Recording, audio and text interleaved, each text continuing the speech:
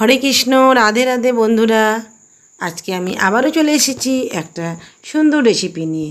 তালের সিজন চলে এসেছে। আপনারা প্রত্যেকেই কিন্তু এখন তালের কিন্তু নানা রকমের আইটেম করে থাকেন। তো তালের বড়া সবথেকে কমন, এটা প্রত্যেকের বাড়িতে হয়। তো আজকে আমি তালের বড়া করছি। সামনে গোপাল গোবিন্দকে আমরা জন্মাষ্টমীতে ভোগ হিসেবে নিবেদন করব। তো আজকে দেখুন কিভাবে আমি এই ভোগের তাল বড়া তৈরি করছি। প্রথমে এখানে দেখুন আমি নিয়েছি একটা তালকে, পুরো রসটাকে বের করে নিয়েছি। এখানে আমি পুরোটা রস করব না, আমি এখান থেকে মেপে আমি একটা হাতা দিয়ে 4 হাতা মতো আমি এখানে তালের পাল্প আমি এখানে নিয়ে নিচ্ছি। তালের অনেক রেসিপি করা যায়, তার মধ্যে এখানে তালের বড়াটা সবথেকে কিন্তু প্রত্যেকের বাড়িতেই হয় এবং প্রত্যেকে বেশি করে কিন্তু এই বড়াটাই কিন্তু করে। তো দেখুন এখানে আমি নিয়ে নিলাম একই হাতা মাপ করে 2 হাতা চিনি। প্রথমে তালের পাল্পটাকে এবং চিনিটাকে ভালো করে কিন্তু আগে মেখে নিতে হবে, তাহলে কিন্তু বড়াটা কিন্তু বেশি ভালো হবে। তো এইভাবে আমি হাত দিয়ে ভালো করে মেখে নিচ্ছি, এতে করে কিন্তু ভালোভাবে চিনিটা কিন্তু মেল্ট হয়ে গেছে। তো এইভাবে ভালোভাবে আরও কিছুক্ষণ নেওয়ার পরে এখন আমি এতে উপকরণ দিয়ে দেব। প্রথমেই আমি দিয়ে দেব সুজি।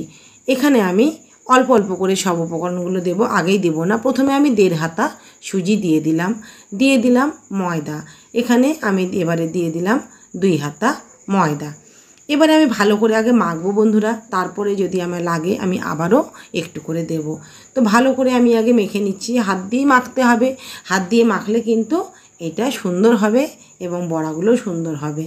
তো খুব ভালো করে মেখে নেওয়ার পর বুঝতে পারলাম আমার আরও একটু দরকার আছে। এবারে আমি আরও হাফ হাতা সুজি দিয়ে দিলাম, মানে আমি টোটাল 2 হাতা সুজি দিলাম।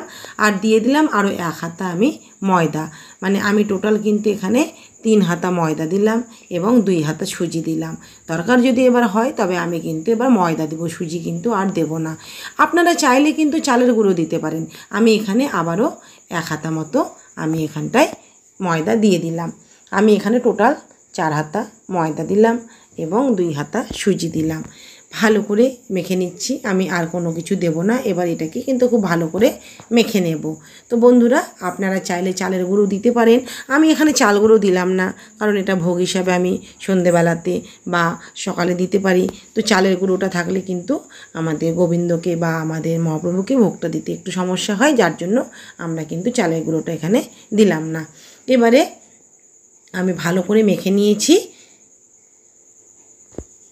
ভালো করে এইভাবে কিন্তু মাখতে হবে। দেখুন আমি কিভাবে মাখছি, এইভাবে ভালো করে মাখতে হবে, তাতে বড়াগুলো কিন্তু ভীষণই ফুলকো হবে এবং সফট হবে। তো ভালো করে আমি মেখে নেওয়ার পর এখন একটা থালা দিয়ে আমি ঢাকা দিয়ে রেখে দেব আধ ঘন্টার জন্য। এতে করে সুজিটাও কিন্তু ভালোভাবে একটু সুন্দর হয়ে ফুলে উঠবে। তো দেখুন এবারে কিন্তু ব্যাটারটা আরও সামান্য একটু টাইট হয়ে গেছে, কারণ সুজিটা কিন্তু অনেকটাই ফুলে গেছে। তো আমি আবারও কিছুক্ষণ ভালো করে হাত দিয়ে মেখে নিচ্ছি।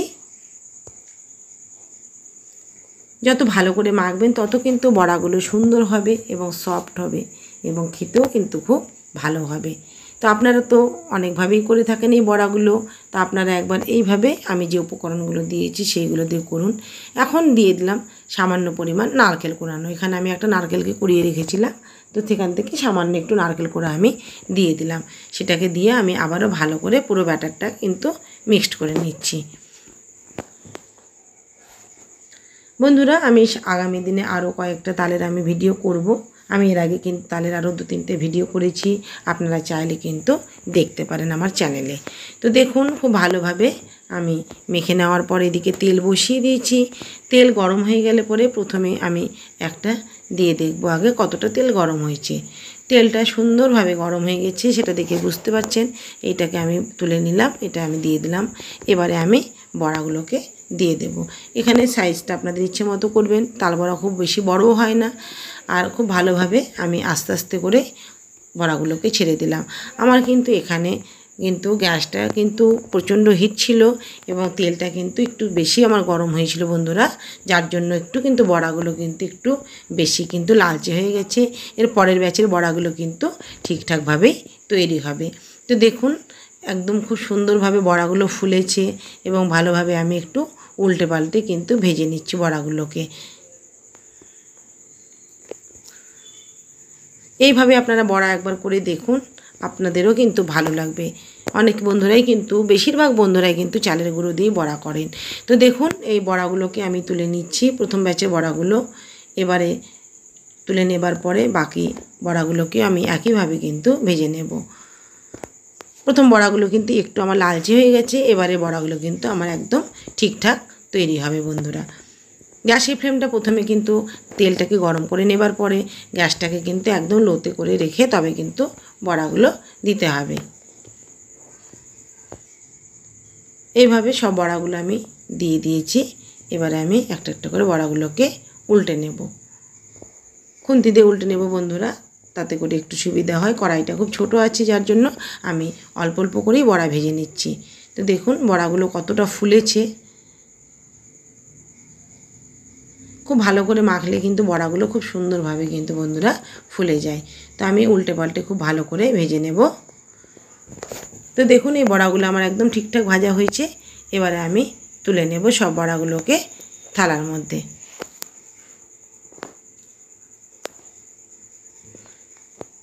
এইভাবে সব বড়াগুলোকে আমি এক এক করে ভেজে নেব। দেখুন কতটা সুন্দর এবং কতটা লোভনীয় হয়েছে। তো এইভাবে সব বড়াগুলোকে আমি ভেজে নিলাম বন্ধুরা। আজকের এই বড়া ভাজা আপনাদের কেমন লাগলো আপনারা প্লিজ একটা লাইক করবেন, কমেন্ট করবেন। যদি ভিডিও ভালো লাগে সবাই শেয়ার করবেন এবং চ্যানেলে যারা নতুন বন্ধু আছেন তারা প্লিজ আমার ভিডিওটা দেখবেন এবং চ্যানেলটাকে সাবস্ক্রাইব করবেন। আজকের মতো শেষ করছি, পরবর্তী ভিডিও নিয়ে আমি আবারও চলে আসবো। সবাই ভালো থাকবেন, সুস্থ থাকবেন। রাধে রাধে।